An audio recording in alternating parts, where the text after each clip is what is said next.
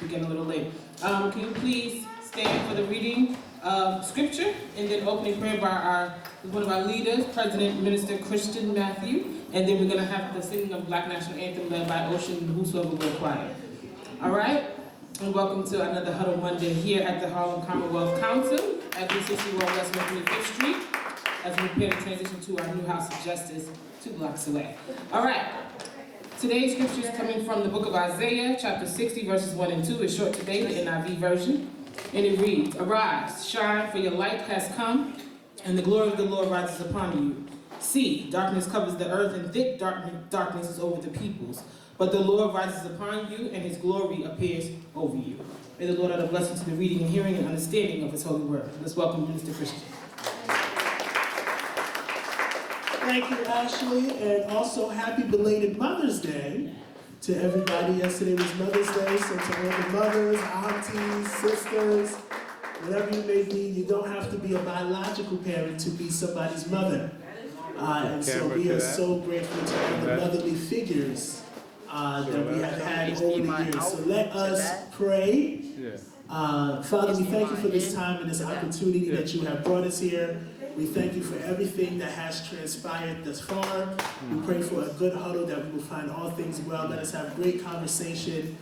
Thank you for those that are here, those that will watch, those that will be on their way. Father, we ask that you will bless them, increase their lives, and give them great favor. We ask all of this in Jesus' name. Amen. Amen. Ocean.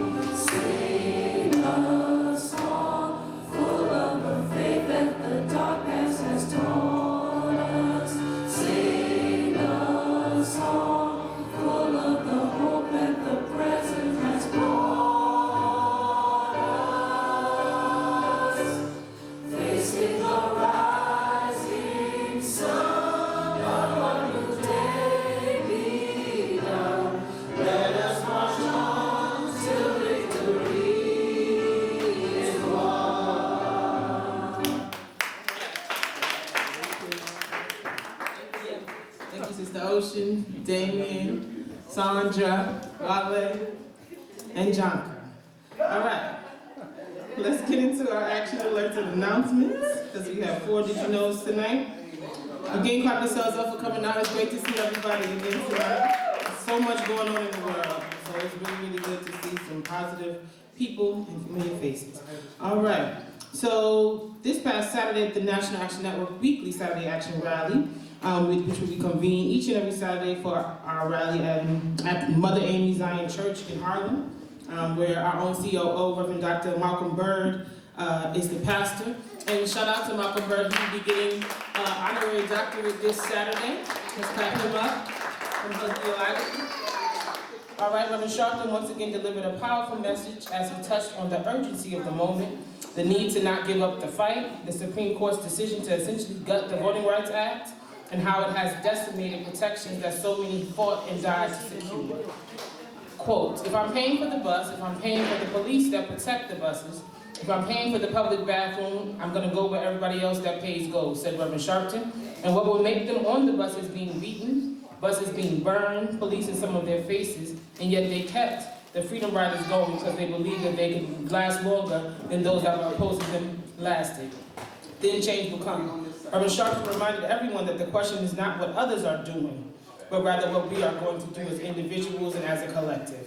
NAN is organizing voting brigades across the country, going block by block, neighborhood to neighborhood to ensure that people are registered, informed, and empowered to vote this midterm and beyond. You can visit nationalactionnetwork.net if you want to sign on to be an organizer for the voting brigade, not just in New York City, for those watching all over the nation. And if you want to start and there's not one listed basically in your neighborhood, you are welcome to start one. Just sign up and we will definitely be in touch this week, but it's very, very, very important. I don't think we need to stress that to those in this room that knows how important it is right now to get out the vote and make sure that people know their voting protections. All right?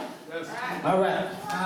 Also, speaking of our national, our chapters, this week is our Built to Last conference in National Network Sacramento chapter led by Reverend Dr. Takoy Porter and his contingency. It is May 14th to May 16th. Minister Christian and I will be representing, so pray for traveling mercy.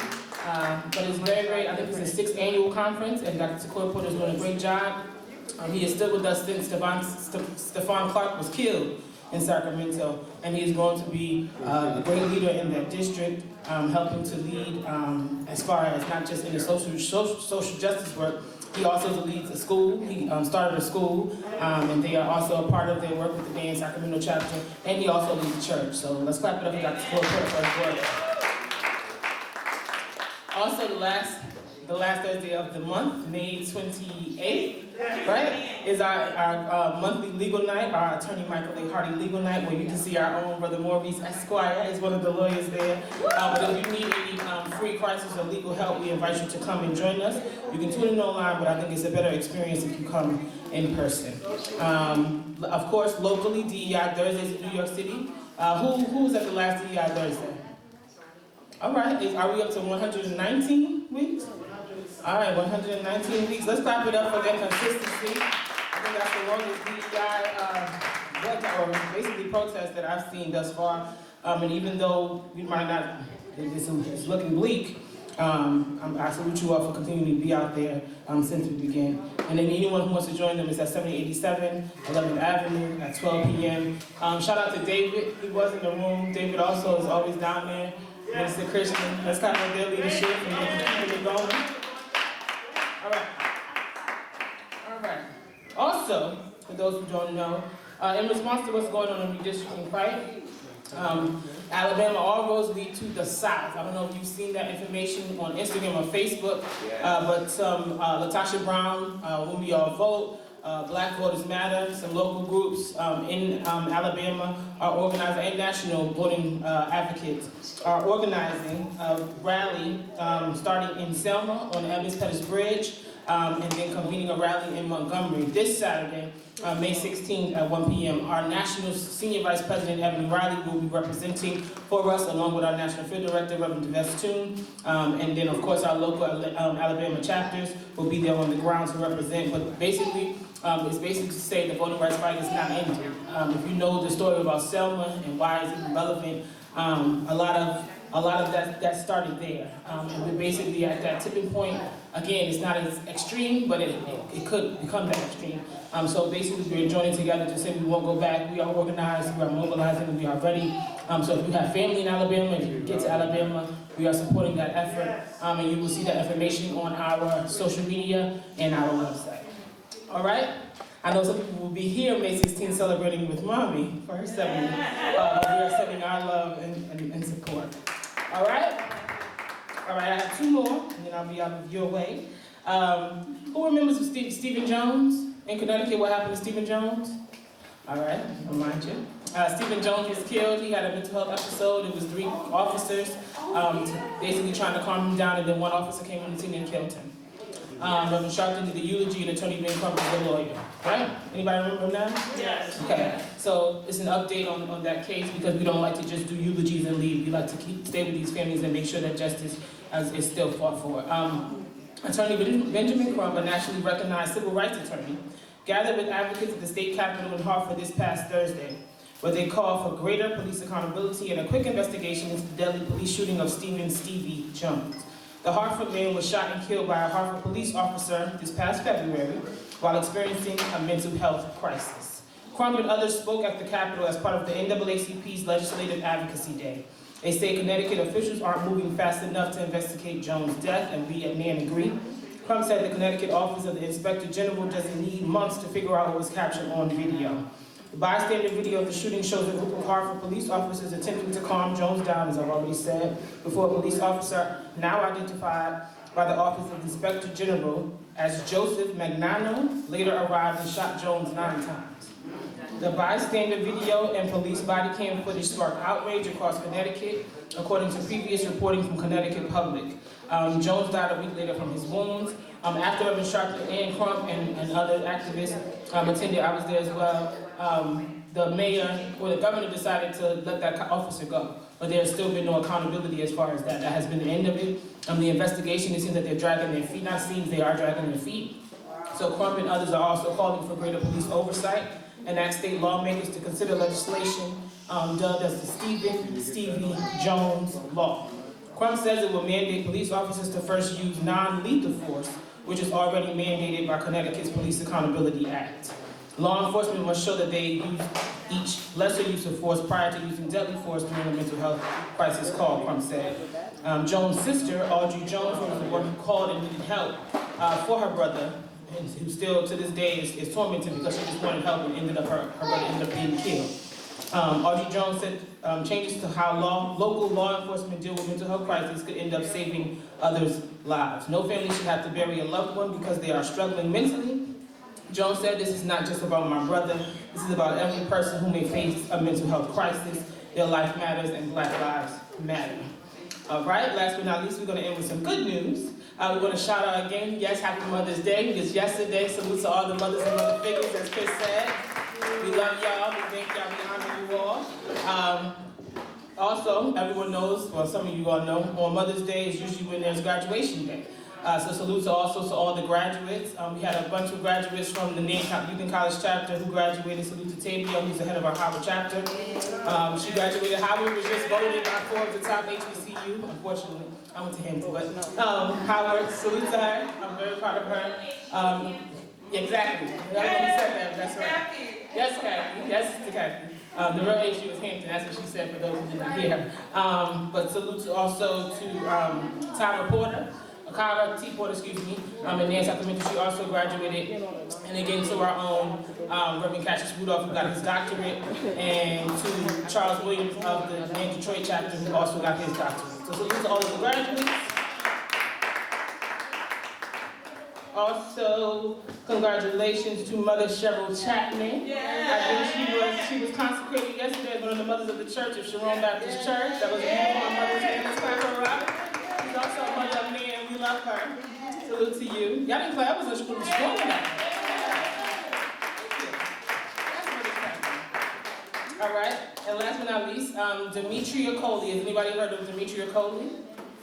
All right. She's 18 years old. She became the youngest nursing graduate in Florida State University history. After finishing college coursework early in training in Tallahassee and Orlando, Coley is preparing to work in NICU, inspired by her late mother. She was homeschooled, so it's basically promoting a different way of learning. All roads are not the same, all education paths are not the same. So we just wanted to highlight Demetria Coley in this Did You Know, because people don't really know who she is or what she did, but she's 18 years old and she's graduating, and that's beautiful.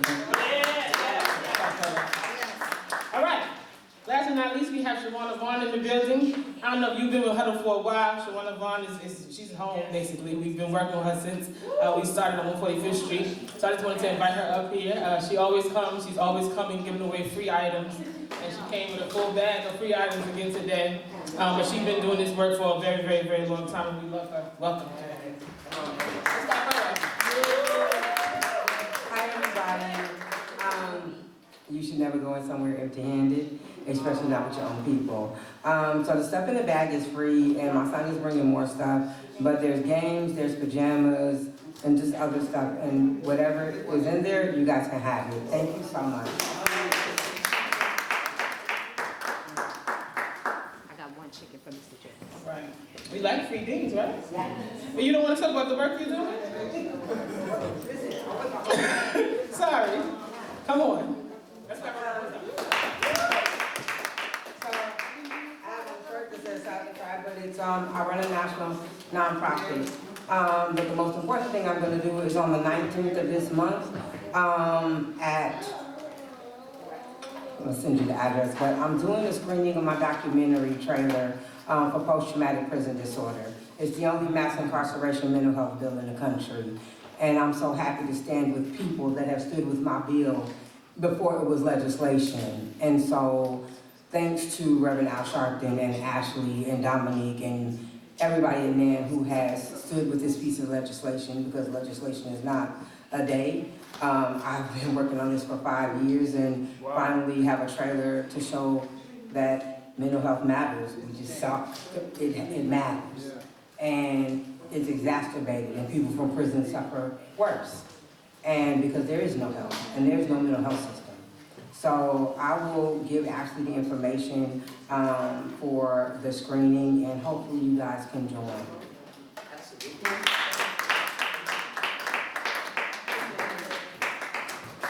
Thank you, Shawana, and thank you for not giving up, because sometimes the work is lonely, and it's definitely difficult, but you definitely stayed the path, and we salute you. You were one of the first people I heard talking about mental health, and you actually put your action with policy and coupled it and created your own, and that's not easy to do. Excuse me, so salute to you, and thank you for your leadership.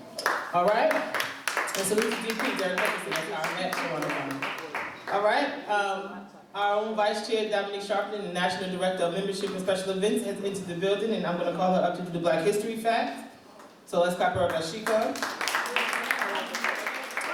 As she comes, I want to also shout out our own, if you listened on Saturday, Reverend Bird talked about NAN churches and NAN pastors and faith leaders, and I just want to salute one of our NAN faith leaders, our own, he used to be on the board, but he's not anymore. Our own brother, Reverend Johnny Green, he is the lead, the senior pastor of Mount Nebo Baptist Church. He was honored this weekend at the McDonald's Gospel Fest. And it was good to see so many NAN members at the McDonald's Gospel Fest. My mother works it every year. But salute to Curtis Farrell and salute to Brother Reverend Green and also Cheryl Wills.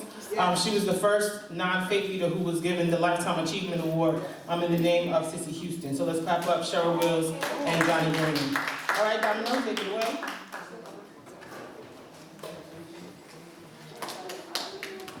Thank you. Good evening, Huddle. Our Black History Fact for today, May 11th. So in 1933, the Nation of Islam's leader, who's the Nation of Islam's leader? Anyone to get that? Louis Farrakhan. Louis Farrakhan is born Eugene Walcott. That was his name when he was born, Eugene Walcott. On this day in the Bronx, New York, he was raised by his St. Kitts-born mother in Roxbury, Massachusetts. Prior to joining the Nation of Islam in 1955, he had achieved celebrity status in the Boston area as a calypso singer, dancer, and violinist known as the Charmer. Bet y'all didn't know that about Louis Farrakhan.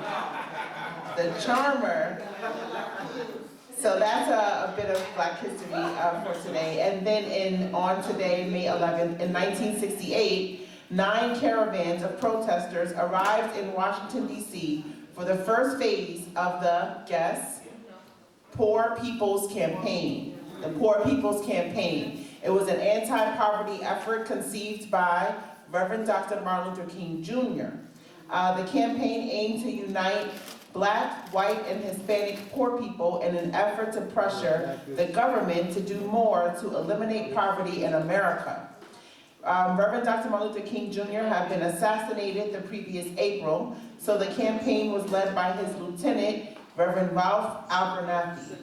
The campaign erected Resurrection City near the Lincoln Monument and held daily demonstrations in Washington from May 14th to June 24th.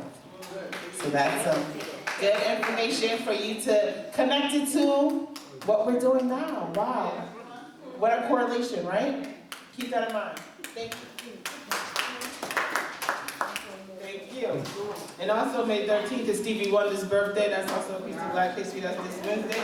And our own Kathy Jordan Sharpton and Arthur Robinson's birthday. So when you see them, make sure you show them love. And Maurice, when's your birthday? May 21st, so we get you next week. All right? Salute to all the Tauruses, though, in the building, and also all the Geminis born in May. All right? All right. You said I'm Taurus. Yes, we know. All right. Now we're going to have the membership and text alerts. Is everybody an updated member of the National Action Network? Yeah, that wasn't strong enough. Is everybody an updated member? Okay.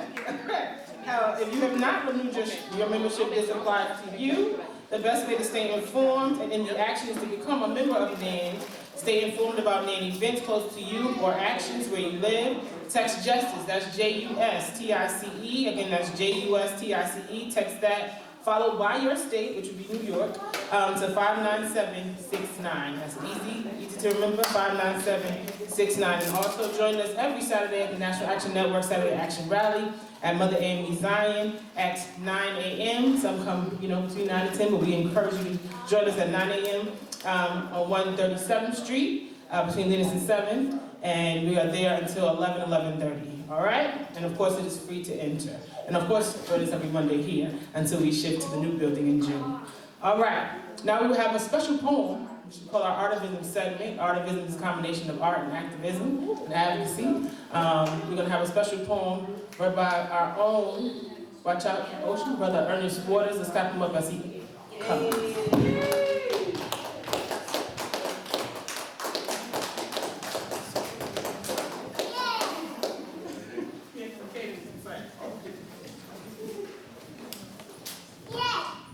Good evening, everyone.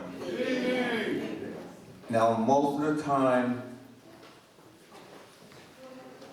light-skinned people will say negative things about us. And we cannot believe what they said. That's why Jesse Jackson said, I am somebody. And that's why he said, keep hope alive. So what I'm here to tell you about is to believe in yourself.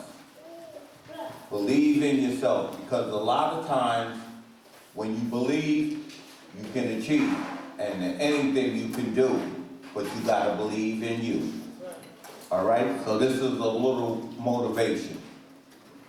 The greatest love is loving yourself. Through the aches and pains, through the storm and rain. You have to love yourself before you can love anyone else. The greatest love you will ever know is the love you take wherever you go. The greatest love that will ever be is looking in the mirror and the reflection you see. Love comes from within.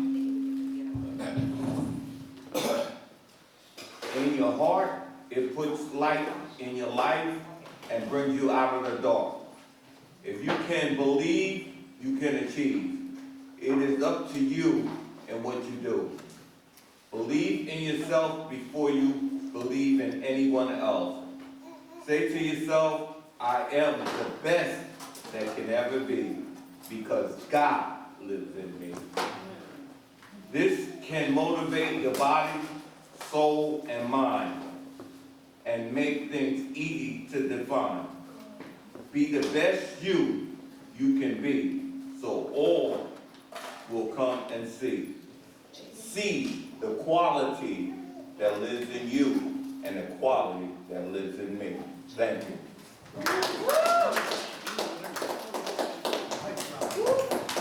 Thank you, Brother Ernest Waters. I see some new faces in the house, some younger people. Would you mind standing and sharing your name? Would you mind standing up and sharing your name and age? Oh, would you come to the front? Would you mind? Let's clap him up as he comes. Stay coming.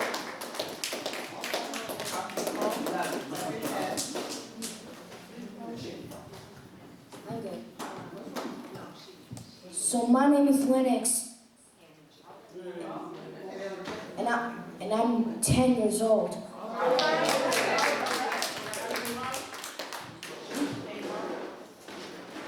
No, I live in New York. Yes.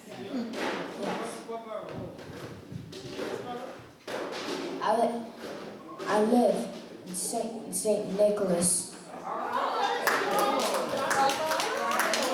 Welcome, Lennox. Let's clap Lennox up. All right.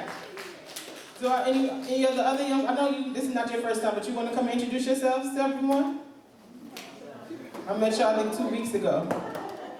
Let's encourage them. Let's clap them up to come up. Let's come. It's okay. Come, you can come. It's okay. There you go. Sorry to disturb you from eating.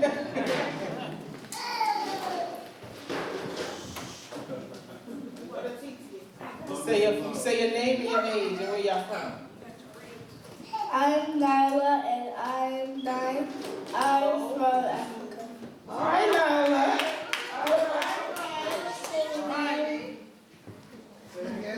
From Nassim. Welcome to Nassim and Nyla. Let's clap them up. Oh, look at this one. And let's clap their parents up for bringing them here today. Thank you, mommies. Happy belated Mother's Day. It's always good to see young people here. You want to say welcome since you're the resident youth? Welcome. If you don't know who my name is, my name is Marcus Al, and I live in New York City, in Brooklyn, Davis Avenue. And what's your name? And I'm 7 years old. All right. That's me. You got them off that tap with the young people. All right, well, welcome, you guys. Excited to have you. And little child shall lead them. We got the next generation in the building. Gonna bring some good coloring books and things for them to keep them energized and focused. All right. So now we're gonna jump into our Did You Know articles. We have 4 tonight. We're gonna start off with one about Google. And Brother Damien's gonna read that. And then Brother Mo Esquire is gonna do the New York redistricting by fight, and then voting rights for myself, and then redistricting fight again by Minister Christian. And I also want to salute Pinnacle's in the building. Pinnacle Stan, he's one of our leaders, our huddle leaders. Glad to see you back in the building. He grew up here. Yeah, you gotta stand. He's tall now, he's taller than you now. I remember when he was a little boy, so it's glad to have him always here. Does anyone have announcements before we jump into Did You Knows? Announcements are good news. You can just come up, and then Damien can come. Come on, Damien. If you have good news or announcements, just come. Want to go kick it off? Okay. Oh, and salute to Jalen one more time. She just got her award from prevention. She won our entrepreneurship pitch contest for $2,000, and we want to salute her. And salute BMAC, they matched us in names as far as her prize. So she just received that, so thank you, Jalen. Thank you.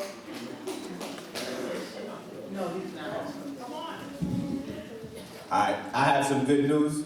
I had to get a new primary health care physician because mine is no longer with us. He's a great person. He passed on while saving somebody else's life. So, rest in peace to him. But I got a new black doctor, and I think it's important that all of us choose black doctors when it's time to select our primary care physicians so that we give them some good business, right? So, I got my annual physical for the first time in a while since my doctor passed. I had to get my STD test and all that, got the results back in the day. I'm gonna tell you, that's the only time when I pray for my exes that I don't talk to or anything like that. I'm like, Lord, I pray that everything is okay with them today in good health, and I am all healthy, no STDs, no health conditions, no nothing like that. So I want to shout that to the from the mountaintops, and shout out to my exes for taking care of themselves too.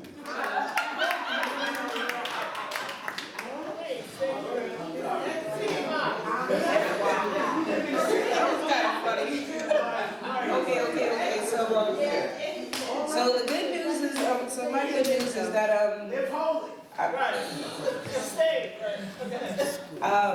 was able to take off this for Mother's Day to spend some time with my boy Caden.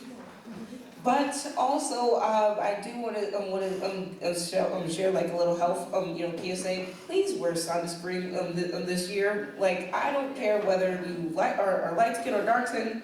We all need sunscreen, or you'll end up like me. So yeah.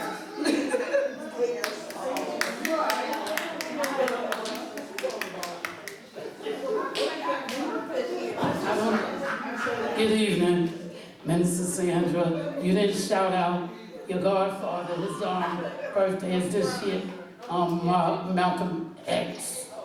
And I don't know if you were there a couple of years ago when that's my niece, Sakia. We spoke to her last week. And she invited me to go to the burial ground, and they had the buses on 125th Street. We all African.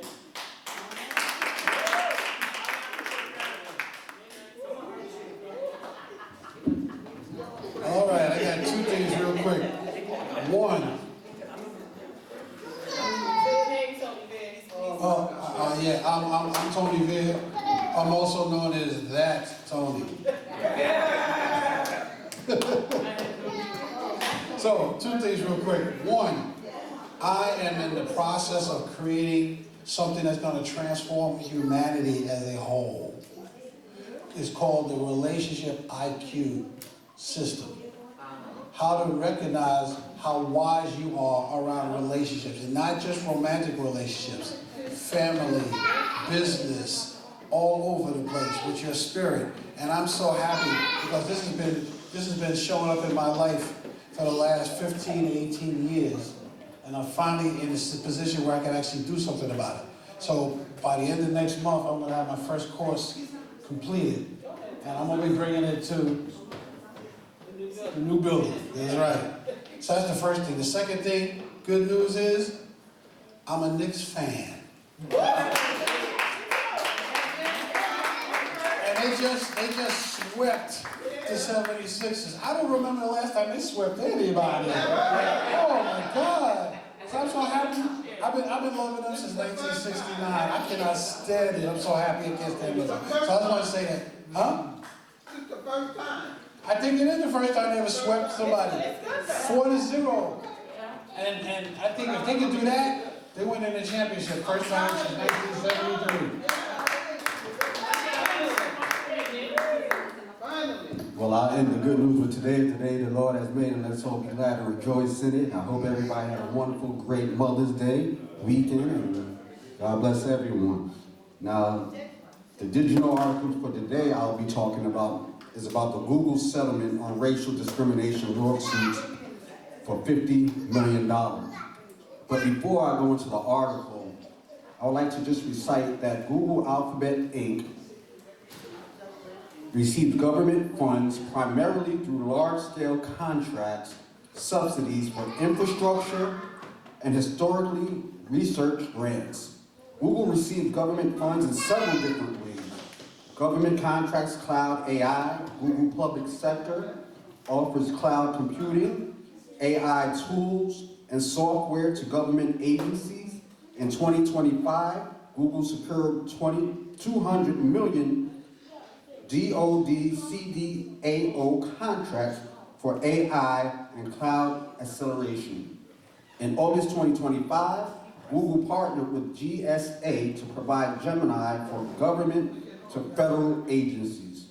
State and local subsidies, Google has received tax breaks and subsidies for data centers. Reports indicate Google is part of a group of tech companies awarded $2 billion in incentives. $2 billion in incentives. $2 billion in incentives.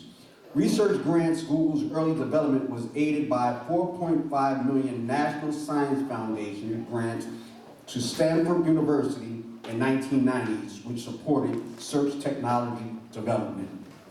Google Org activities. Google Org, the philanthropic arm of Google, collaborates with government entities.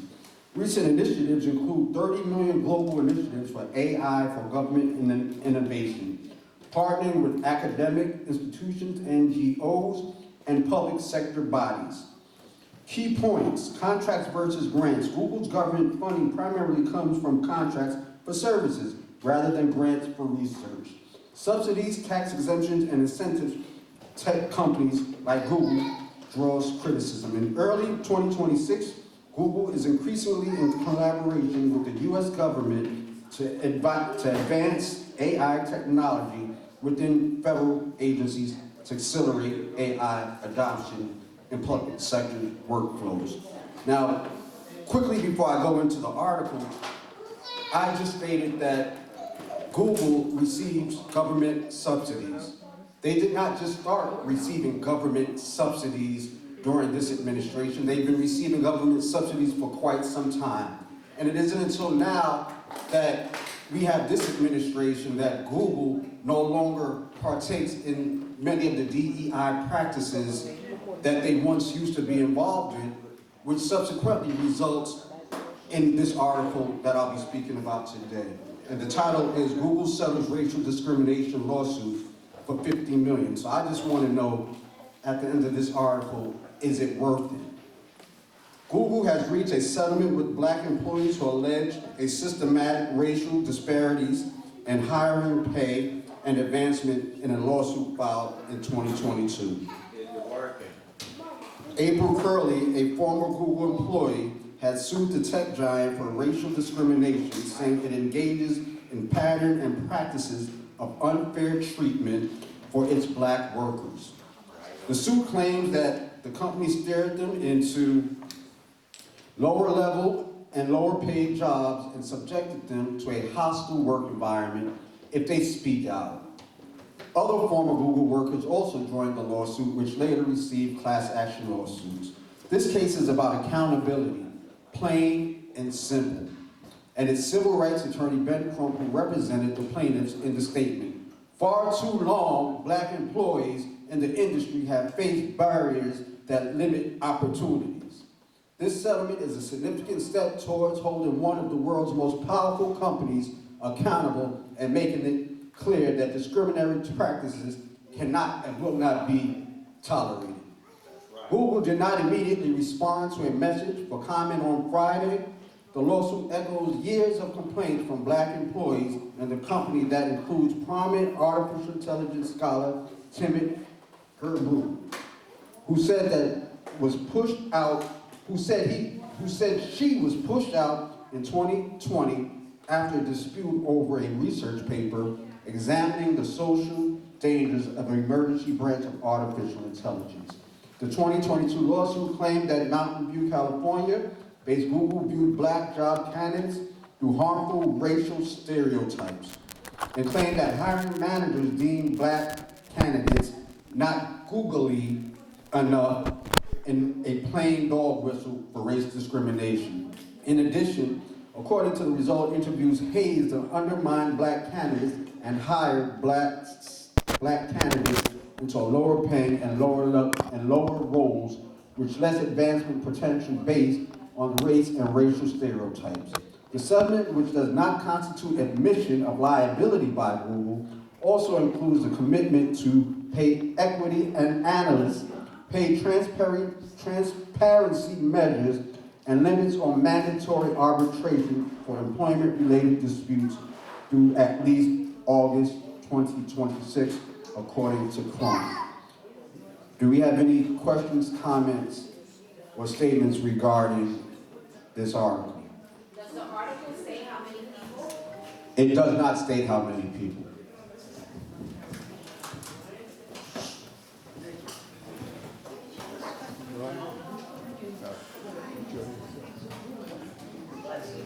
All right, most of the time when blacks are discriminated upon, it shows a lack of the people confidence in them.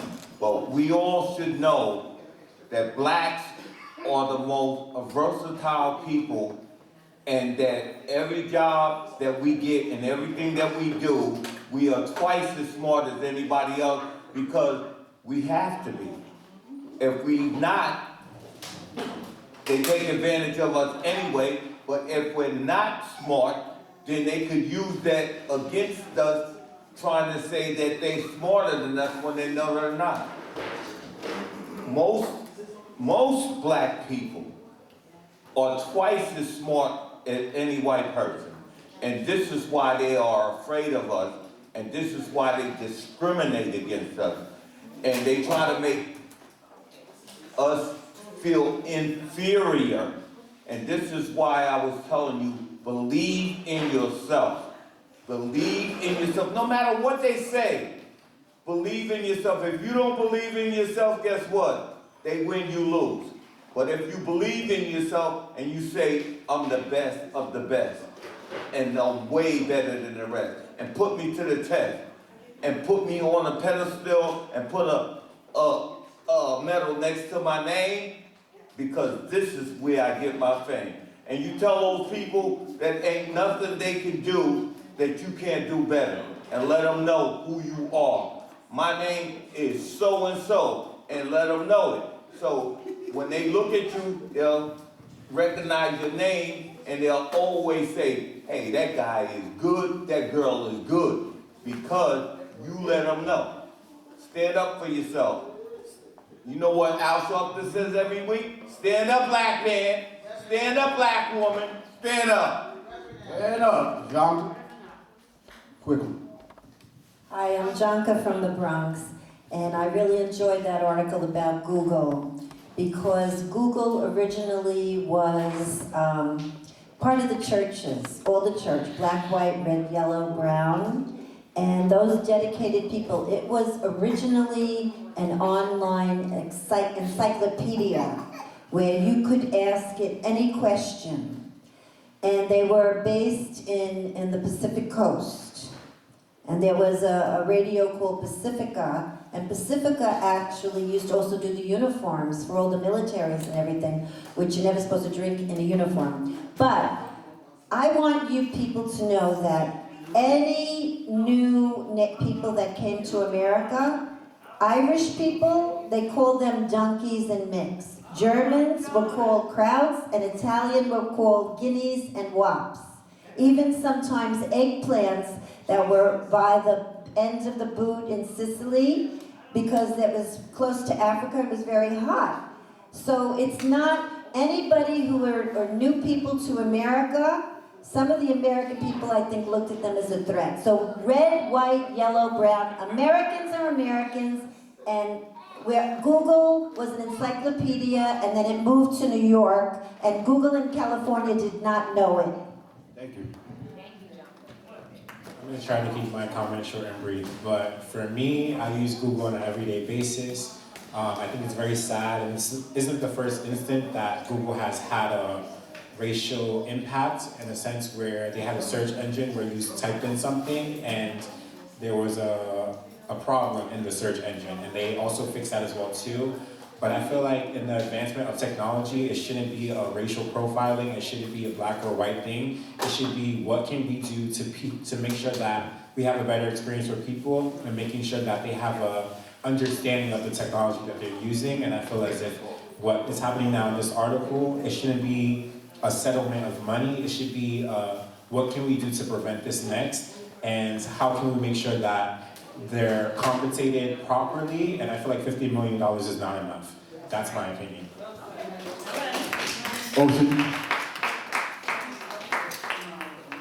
So, the alternative, I mean, it is pretty sad of what Google is doing, but there's an alternative search engine that you can do, and that's Bing. So, just to put that out there, you can also use Bing. But, yeah, to piggyback on what Pinnacle said, it shouldn't be a black or white thing. It should be like, what should we do to like protect, workers from all walks of life? And that it is pretty sad that Google is doing this, because I use Google myself to search up like the weather or what's going on in the world. But just an alternative, you can also use Bing or Yahoo. Yeah, Yahoo is also a search engine. Okay, and also let's keep in mind, thank you, Ocean. Let's also keep in mind when it comes to Google, Google was a major proponent of diversity, equity, and inclusion for years, setting its first goals in 2009 and ramping up initiative in 2020. But the company is now scaling back. As of February 2025, Google eliminated aspirational hiring goals and is reviewing its DEI programs to comply with recent U.S. court decisions and executive orders. Key details regarding Google's DEI efforts. Previous goals in 2020, Google pledged to increase leadership representation of underrepresented groups by 30% by 2025. According to the company, it met its 30% representation goal by 2022, reporting higher numbers of Black and Latino staff in leadership by 2024. Recent reversal in response to a legal challenges and new executive orders, Google removed references to DEI in its 2024 10K filing and stopped setting specific hiring targets. Shift in approach. While ending specific numeral targets, Google stated it remains committed to a diverse workplace and will no longer use aspirational goals. So it is really unfair that this administration has their foot on Google's neck as they try to provide and do things to uplift our communities and make this world a better place. Google was known for being a organization. His ex-wife was known for donating billions and billions of dollars to historically black colleges. And again, it's because of this administration that they have their foot on the necks of individuals like Google and other companies that they are now pulling back and scaling back on DEI practices. So we must continue to support those companies that still partake in DEI, and we must continue to demand that DEI is here to stay. And thank you. Maurice. Thank you, Tony. I apologize. I just took a little bit more time than was supposed to. Thank you. I didn't get an idea till then. All right, thank you, Damien, for that. Now, Flow, you flow. so the article that I'm going to be reading today is entitled, Why Democrats' New York Gerrymander Won't Be as Aggressive as the GOP's Efforts. So I think this is a subtle article, but it's really kind of important because it gives us one of the first looks into how we will go about redressing what the Republicans are doing down in the South, in those suspect states. So for those of you who don't know, we had the callous decision, well, everybody knows at this point. We had the Supreme Court give a Louisiana callous decision that basically changed how the courts are going to interpret the Voting Rights Act. So under this Supreme Court, this conservative, racist Supreme Court, it is now okay to gerrymander states in a racial way that intentionally disenfranchises black people. So taking you back to Section 2 of the Voting Rights Act, it was created because southern states were packing and cracking black people and diminishing their votes. So it was created to prevent exactly what the southern states are now doing again because they have removed it. And so this article is about whether or not New York will respond in kind with gerrymanders. So the Empire State Democrats aren't interested in targeting districts previously protected by the Voting Rights Act. With Democrats' national redistricting calculus now in disarray over Friday's court order blocking Virginia's new maps, party leaders are looking to New York as a prime opportunity to keep pace with Republicans. But unfortunately, New York is far more likely to pull their punches in the ongoing gerrymandering wars. So the Supreme Court's decision, that's what I just talked about, I'm not going to talk about it again. So everybody in New York, or the Congress people in New York, have different takes on whether or not redistricting our state is a good idea. See, the thing, when you remove the protections of the Voting Rights Act, every state is free to gerrymander in the same way. So if New York had the same mentality as, say, Louisiana or Tennessee, who just redistricted black people completely out of the election altogether. There are no black majority districts in Tennessee, despite having black people be a large portion of the population in certain districts. Okay, so if New York were to respond in kind, we can turn the whole state blue technically. But the problem with doing that is that we also have majority black districts here that were created to protect black people's votes and prevent them from being disenfranchised, right? So we have leader Andrea Stewart Cousins. This is her take on it. She said that people were walking across bridges and being mauled and have lost their lives for these rights. These laws are there because there has been a real effort to disenfranchise certain people, certainly black people, from being able to vote. So we want to protect that. So in the upcoming weeks, New York lawmakers are expected to begin the lengthy process of approving a constitutional amendment that would let them redraw congressional lines in 2028.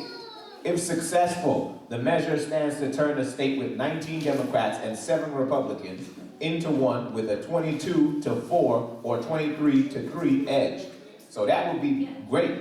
The bad thing about New York is that it's not really plausible to draw like a 26-0 map, right? But we do have answers. In certain portions of New York where it's feasible, we can draw maps that feature tendrils extending from like the Bronx and Brooklyn into the furthest regions of upstate and Long Island. And if you ask me, I think that we should do that. AOC gave her perspective on this, and she emphasized the urgency Democrats are feeling.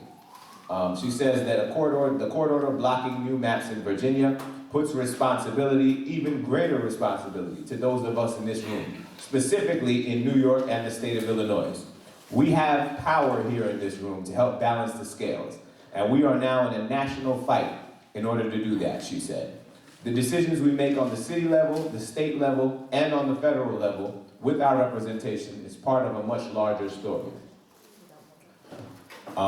Senate Deputy Leader Mike Gianaris, who's also weighed in on this, and he said, I don't think we want to roll back protections for minority communities in New York. The fact that keeping those districts intact is more political belief for leaders like Stuart Cousins and political third rail for everyone in the state's Democratic Party will likely limit how aggressive Democrats approach to redistricting is.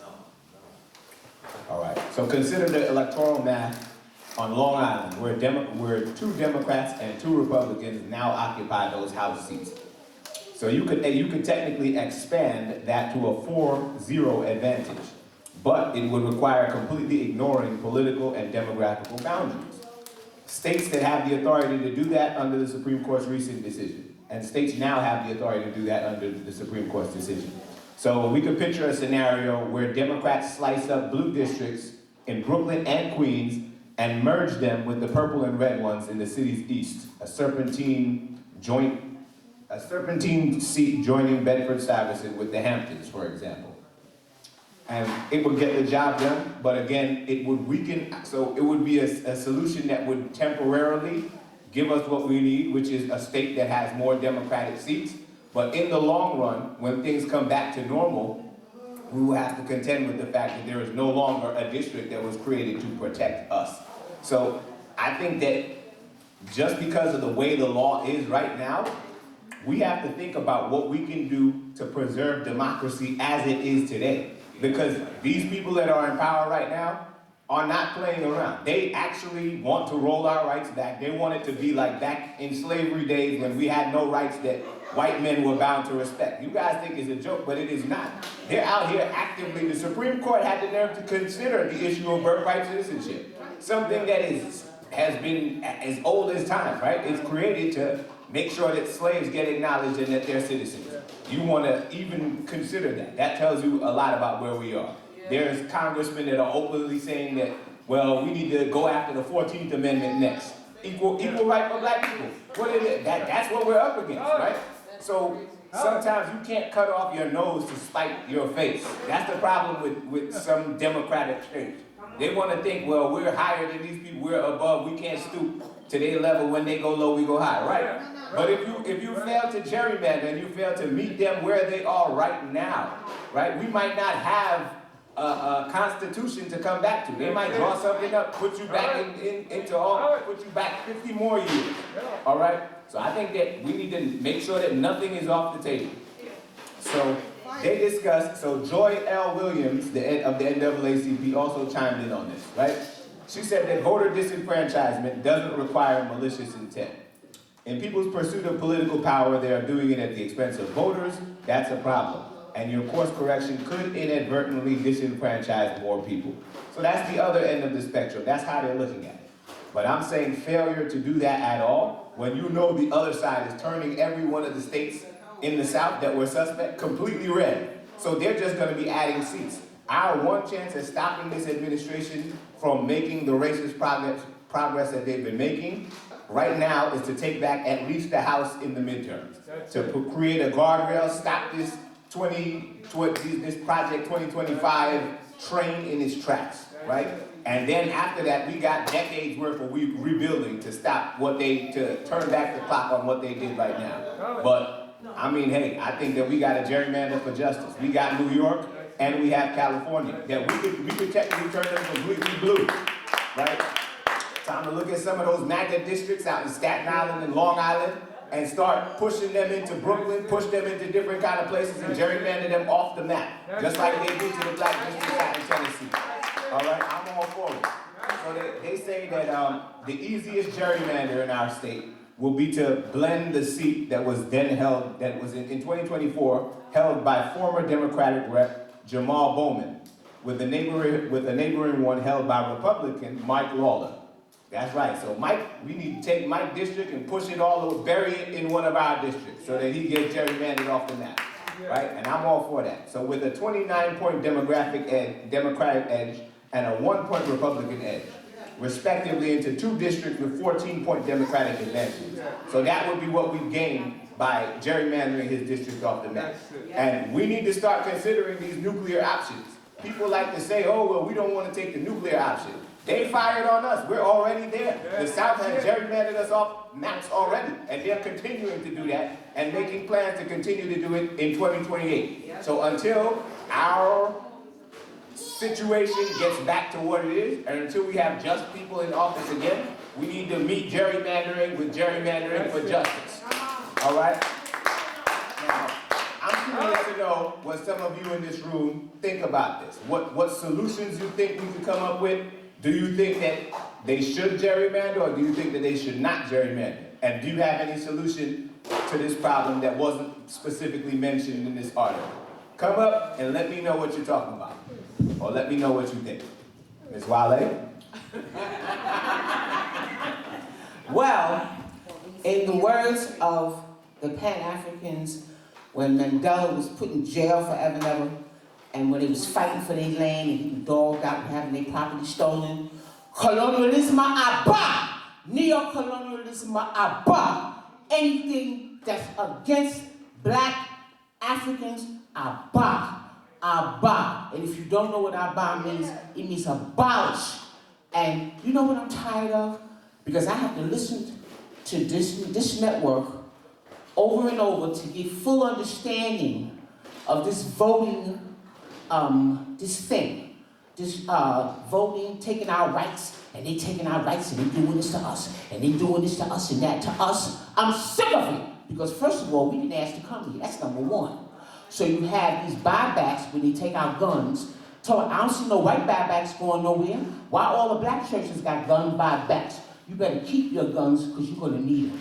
I'm sick and tired of what's going on, and I'm sick of it. Now they want to take our districts, and we got to be having more blacks on this district, and we can't do this and can't. You know what? If I could put the middle finger up, I would do it. But I'm sick of it. And like I said, ain't you tired?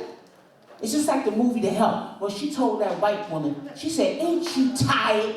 I'm tired already.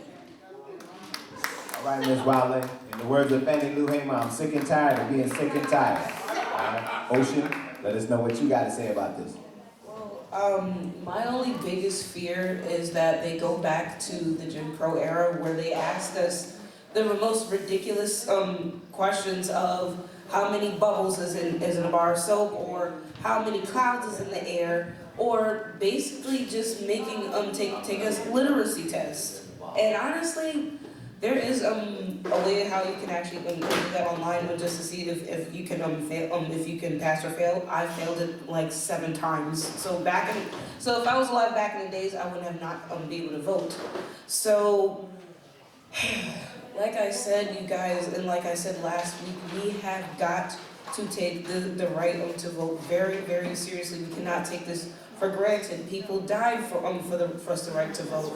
People, literally bled for us the right to vote. So that is our ancestors that paved the way for us. So us young people, anybody who's out there, please get out to vote. That's the only way how we can stamp out this this solution.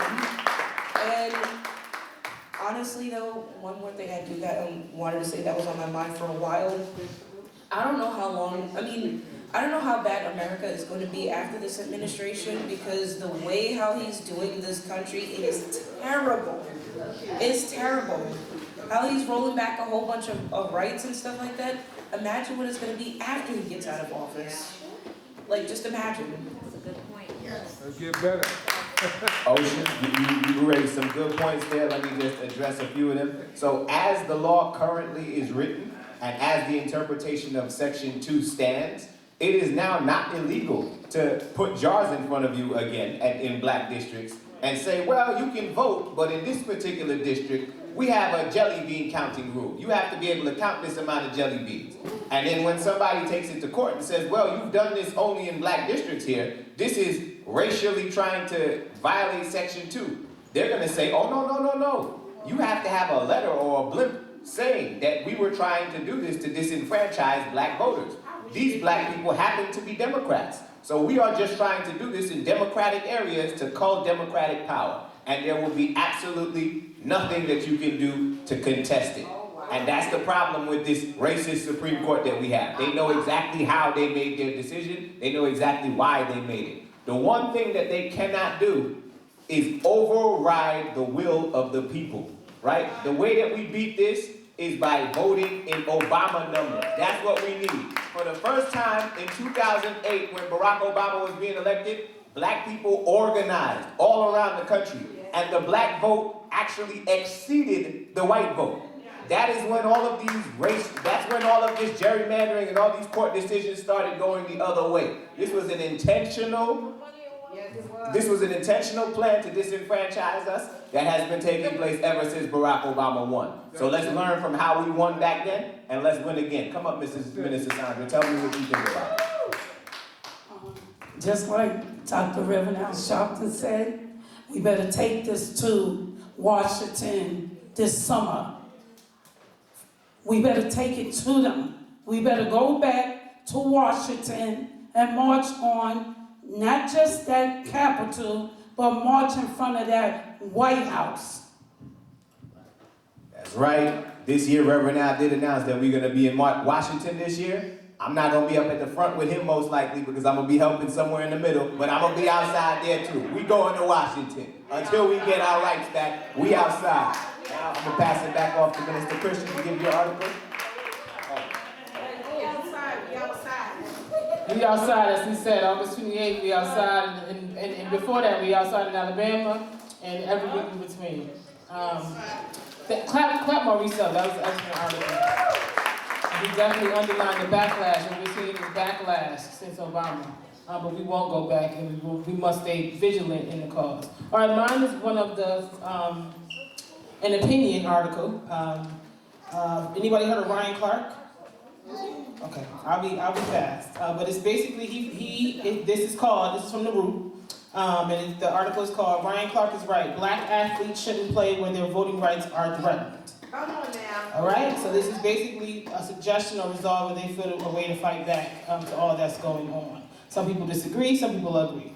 All right, MAGA folks, what's MAGA means for the young people in the room? Anybody know what MAGA means? Lennox, you know what MAGA means?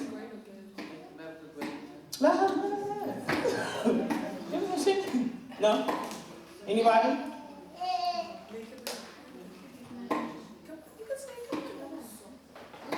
It's okay. There you go. Yeah.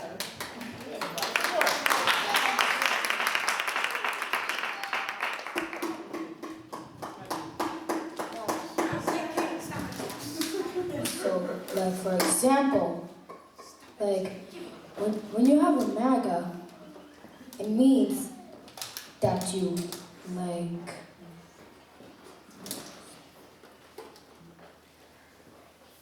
Okay. Take your time, Lennox. Okay. Take my time. Think about Trump. What does MAGA mean?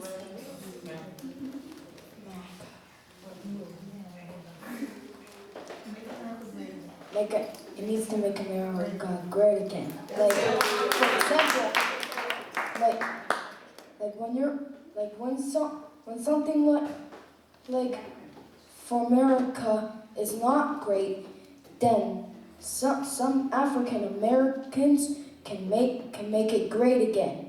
And that's a MAGA. That's our MAGA. That's our MAGA. Now, let me switch it up. That's our MAGA.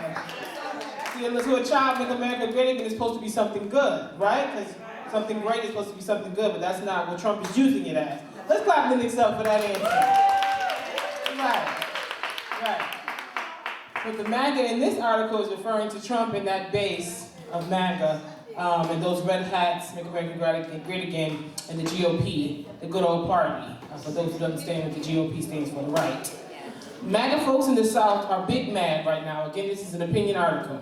Ryan Clark took the mic on the Pivot podcast and suggested that black athletes should stop signing with schools in states that gerrymander districts to block black representation. Everybody understands that? What that means? All right. His comments are popping off online because if this ever actually happened, it would cripple the SEC. On any given Saturday at college football games across the southern part of the United States, the field is full of black bodies playing the game while an almost completely white audience cheers them on. Anybody can attest to that? Yeah. Right. All right. The thing Clark understands about this dynamic is that many of these fans support policies that harm the people on the field. Yet they don't want the players to consider that when deciding what school to attend. This is a thorny issue, so let's break down what he's talking about and ask the all-important question. Is he right? Anybody agree with what he's saying? All right. Clark's comments were aimed at states like Alabama, Georgia, Florida, Louisiana, and Texas, where battles over voting rights and congressional maps have sparked accusations that black political power is being intentionally weakened. His argument is that black athletes are generating billions, not millions, billions of dollars for universities and conferences in states whose political leadership pushes policies that many of the communities these players come from see as harmful. For the data head, black players commonly make up around, anybody can guess what percentage of football rosters black players make up of? 75. You said 25? 75. More. 85 less. 75. 75. So she said 75, Ms. Kathy. 70% of the football roster is blacks. Wow. It's a lot. That's majority, definitely majority. The response from people who disagreed with Clark was immediate and predictable. They said that he is politicizing college football, essentially saying that athletes need to stick to sports and not act like they live in the real world, and that he should not ask black athletes to sacrifice life-changing opportunities for a symbolic protest. Is Ryan Clark right? Well, I don't want to overstate it, said the author of this article, so let me be measured in my response. Yes, he is right. I'll give you 2 quick reasons why. College football is not just entertainment. It's an economic engine powered but mostly by black labor. I know I'm being a bit repetitive on this point, but I need to say it again. These schools, conferences, coaches, and towns make billions of dollars off the backs of young black athletes, while politicians in these states push policies that disproportionately harm black communities. So, if they don't want black athletes taking their talents elsewhere, maybe they should stop politically silencing black people in the state. Clark's comments were aimed at states, that's repetitive, sorry, same page, just read that, sorry. These are the same people who called for a boycott of Anheuser-Busch and Bud Light over a partnership with trans influencer Dylan Mulvaney. So then suddenly acting outraged over black athletes potentially doing the same thing, but in a more focused and impactful way, feels more than a little dishonest. What Clark is suggesting is not radical. He's simply saying that if your labor builds the machine, you have every right to question what that machine stands for.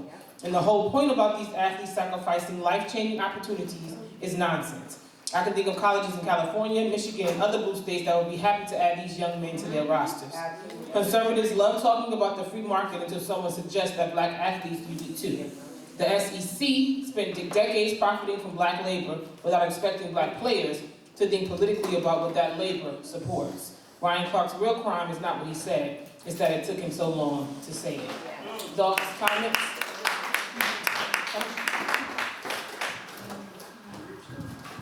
I'm actually noticing a pattern. I mean, I don't know if anybody pointed this out, but a lot of voting rights problems and stuff like that is in the states that used to be Confederate. Yes.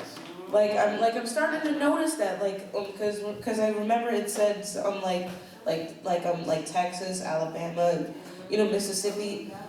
All these people, all these states used to be part of the Confederate, and they used to be pro-slavery. Yes. So I'm just kind of wondering, maybe those thoughts and stuff like that is passed on from generation to generation to generation, and even now, that black folks in the South are still being disenfranchised. Oh yeah. And so I honestly do feel like that, black athletes down there shouldn't play if they're going to be used for their labor or used for their talent, just like on the regular streets. If we're not going to be respected in companies that roll back DEI, then maybe we should not support or work for them. So, yeah. Thank you, Ocean. Great comment. How much you wanna? And then Mr. Tony, go up there. You had a point about the South, but I'm currently in Michigan, and they're not in the South, and they are no better. She's right. She's right. That's Like we're missing the places like Arizona, we're missing the places like Michigan, we're missing the places like Wisconsin, and somebody needs to march on them because we got a whole Republican situation. And we got Michigan University, and there's black players. And so I say everybody stand down, everywhere. Put down these pigskin balls and just stop. Because if we don't play, there's no money. And the only thing people understand is capitalism. We've been playing on the streets in our neighborhoods all our lives. I'm looking at Big Mike and all the rappers. We can buy a team. We can create our own teams. There's enough money out here to do so. But until then, this ain't. We need to bow out of all of it. Like everybody talking about the Target fight. No, it's the everything fight. It's the everything fight. Our life is on the line. So yeah, the players should stop playing basketball and football. And every other thing that they make $1 million off of in our community is suffering. Like online betting. Say that. Say that. Come on. No? You good? You sure? Yes. Any other commentary? One more comment. Tony or Jonka, you have to choose. Tony? Come on, Jonka. You gotta stay on point, Jonka. Okay, the gubernatorial OP, that's what it meant, and it meant in an elections, a state can object. The gubernatorial objecting party. So sometimes when election, like Reverend L or something, if they think something is wrong, the GOP means they have the right to expose and object to something. But the Thank you, but the GOP that we reference is called the good old party. Thank you. But I said, but this has got nothing to do with the article. You want something to say, Tony? You want to add one last comment to be relevant to the conversation? It better be good too. I just want to remind you, Kaepernick, it shouldn't just stop at college. We should go all the way. NBA is right.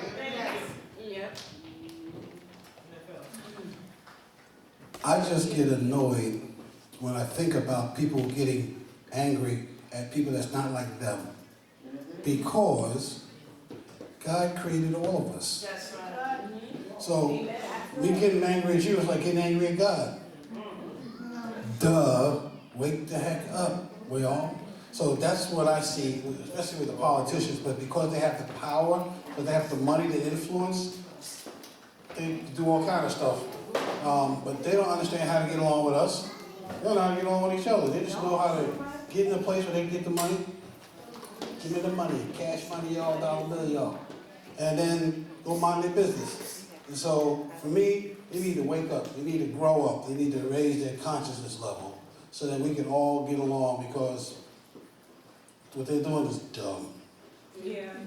Thank you. What they're doing is dumb. All right, well, we can sit here all night on this issue, but I'm going to bring up our own Minister Christian Matthew. I'm going to encourage, and I don't want anyone to misunderstand. We're not telling people to not go where opportunity is. Most of the schools that they reference, or most of the places they talk about, have schools that offer a lot of scholarships. They get a lot of perks for going to the school, but at the end of the day, like they said, our rights matter more than that. What happens to these people after they graduate? What happens to them while they're on campus? Some of them experience horrible things and don't say anything about it just so that they have an opportunity to play, or they have somewhere to live, or where to go, somewhere to go. So if we bind together and make that sacrifice, or choose a better option, because there's schools all over the nation that are not succumbing to what's happening here. Or that don't make the right choice. Like we chose Costco over Target, there's other options. Everyone is not bowing. So we have to come together and make the sacrifice and make the right choices. All right, Mr. Christian, let's take us home. Thank you, Ashley. And Ashley brought up Target and Costco. I accidentally went to Target the other day. Oh, Christian! I had to get something. Anyway. That's not big. I'm kidding. So I went inside. I didn't buy anything. Somebody else went inside. Okay, anyhow, I have a last Did You Know for this evening. Lord, I'm sleepy. Okay. And this is giving a state-to-state overview and guide of what the redistricting fight looks like across the country, so I'm not asking nobody for a question, a comment, or concern. I'm just giving you a piece of information that I want you to hear and understand of what we are dealing with. First of all, the Republicans have now opened up an advantage in the national redistricting fight, as they have done it across several states across this country. Also, shout out, I don't know if anybody saw the video, shout out to Bishop Paul S. Morton, who gave very good remarks at the Louisiana State Capitol building before they overturned the results.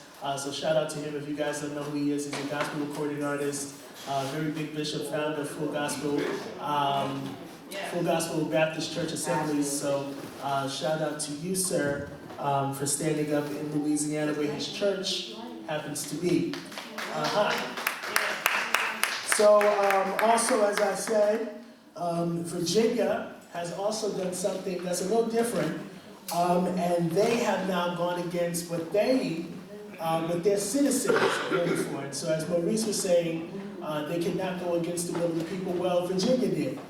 Virginia struck down the will of the people as they voted for their new congressional maps. Virginia said absolutely not, and took it away. Now they are taking it all the way to the Supreme Court, and we are going to see what the Supreme Court does with that. We don't fully know or understand. Now, where the districts are proposed and how this is, Katie, and how this is gonna go forth. This is a structure. And I'm going to explain it to you as we go forth. So, in Louisiana, the current congressional map of Louisiana looks like this. You have 2 Democrats, 4 Republicans. I want you guys to hear this clearly, because in some of these states you would think that there are big majorities, and there really isn't. So they're going for the littler states because they know that it is easier to redistrict. They know it's easier to redistrict a littler state than a state like New York. People that are saying that New York should be redistricted don't understand that it takes a lot more than you think to redistrict a state like the state of New York. Same thing with California, Texas, and Florida, or any state that is extremely big that has more than 20 electoral votes in the House. So their current map of Louisiana is 2 Democrats and 4 Republicans. And so now what they are doing is that May 16th, a congressional primary is to allow lawmakers to revise the U.S. House district in response to that. And what they are doing is that they are trying to take down the majority black district in that area. Alabama, 2 Democrats, 5 Republicans. South Carolina, this one was shocking to me. 1 Democrat, 6 Republicans.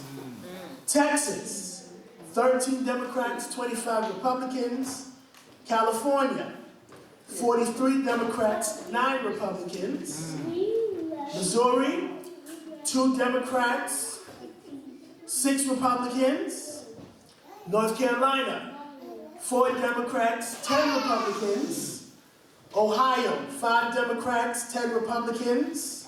Florida, 8 Democrats, 20 Republicans. Tennessee, 1 Democrat, I'm sorry, what did I just say? Florida, 8 Democrats, 20 Republicans. Tennessee, 1 Democrat, 8 Republicans. And Utah, 0 Democrats and 4 Republicans.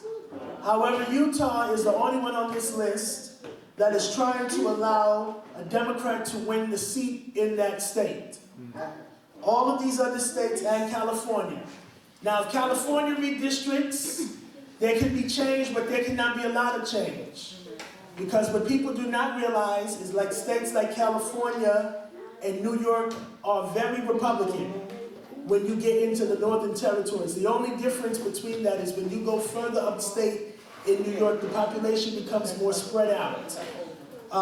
There is also a second thing that is on the table, which I don't know how well this will work, but they have been trying to separate New York City and New York State from being in the same electoral department, which that cannot work, as you know, because New York is a part of the city, New York City is a part of the state, and so you would have to cut everything, and you would have to do all of that. Would they go into different states when they give us grants and loans and stuff like that? Will affect everything. I'm sorry, say it again. Would that affect them giving us loan, grants, money, and stuff like that? Yes, because if you make New York its own congressional thing, you're basically saying that that's a different state. Right. And New York will have to fend for itself, which is not possible. Well, it is possible, technically, because this is New York City, and we have money. But you know, right now we're dealing with a deficit, so that's a problem. But that's not the moral of the story. The moral of the story is that when you try to redistrict big states, you're going to come into some problems. Upstate New York is a very big Republican stronghold. I went to school upstate, so I'm telling you it is. There are a few districts in upstate New York that are close to some things like Albany and Syracuse, that if you do change them a little bit, it can give you an extra Democratic boost. But that is not enough to say that that's going to give us an entirely new seat because of how widespread this Democratic versus Republican. Think about Brooklyn. Brooklyn, believe it or not, is heavy Republican. Heavy Republican. The closer you get to Staten Island, the closer you are to Republican territory. So if you move a street over too much in Brooklyn, you risk giving that seat to a Republican. I don't remember, I'm seeing her face, I don't know her name, but we all know her. It might be Yvette, no, Yvette Clark is in Bed-Stuy. It's somebody else that is in Brooklyn, that if you move their seat a little too much, that you risk a Republican winning because of how diverse that area is. So when you are looking at this redistricting fight, I want you to know that there is more into redistricting than you just moving a line from across the street to the next street. There are a lot of different factors that go into redistricting. Race was supposed to be one of them, to make sure that you are honoring the majority of that district, but that is no longer being into consideration. Now they're just saying whatever the party is or whatever, I don't know what they're really saying. But this is what is happening state by state, so that you understand the states that we are fighting. And somebody made a good point. You do not hear, there were only 2 swing states that are on the list that I just gave you. That is South Carolina and North Carolina. Those are the only 2 states. In Ohio, that's the 3rd. And Ohio is sometimes a swing state, not always. But you did not hear about Wisconsin, Michigan, Illinois, Arizona, Nevada. These are all swing states that we should be looking into how to deal with redistricting in that area.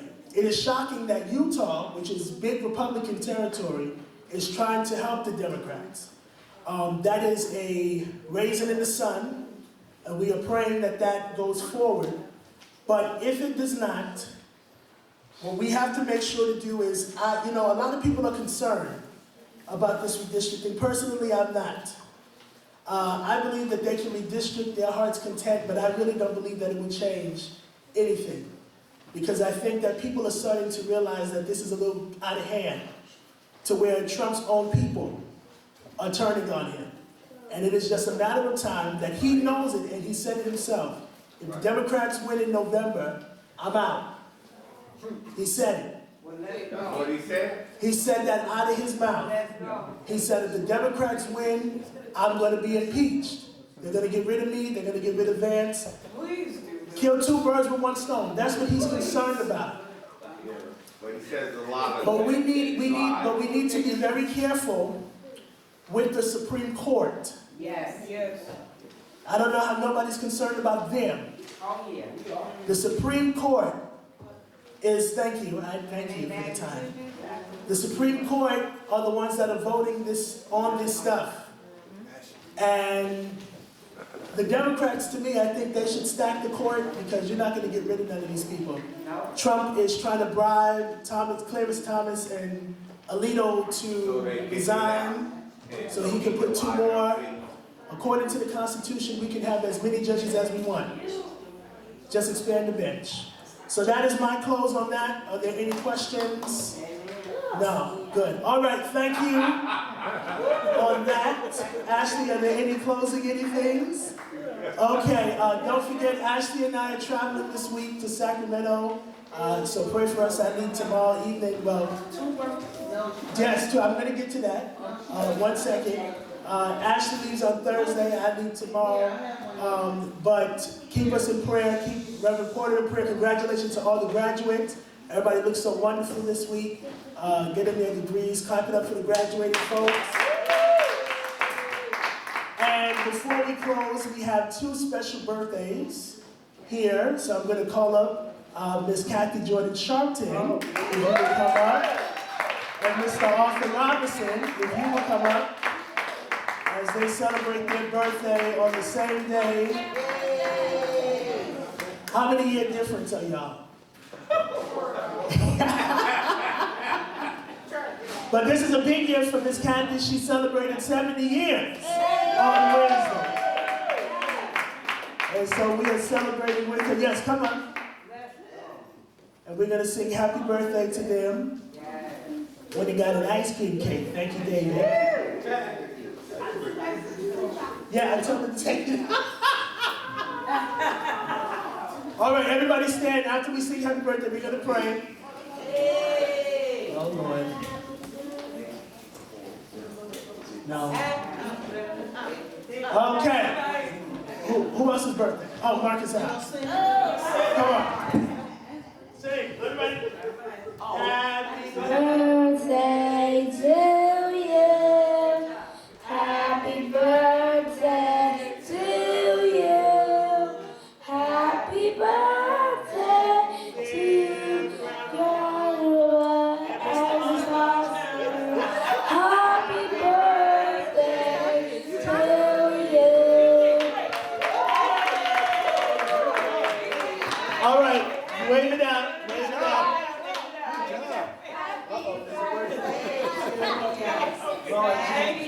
All right, we'll take a picture after. Let's pray. I want to dismiss us. Father, we thank you for this time and this opportunity that you have brought us here. Thank you for what our eyes have seen and what our ears have heard.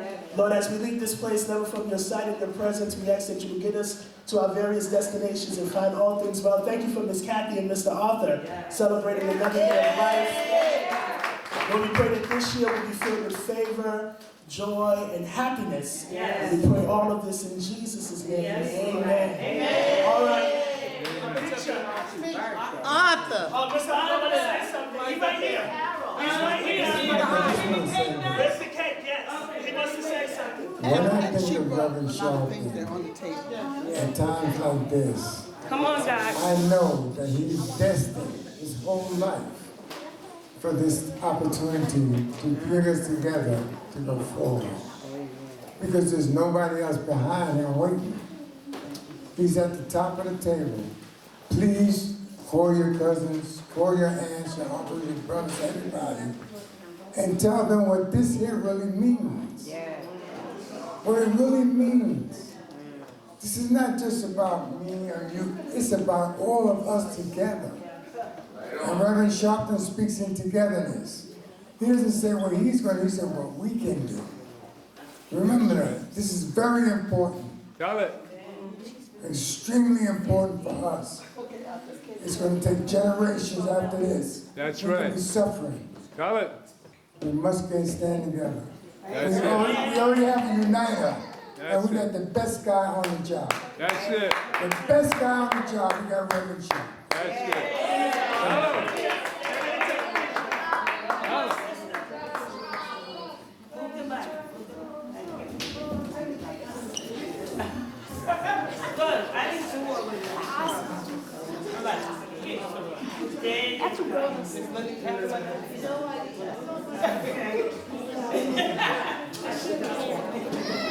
All right, everybody look at Ashley. No.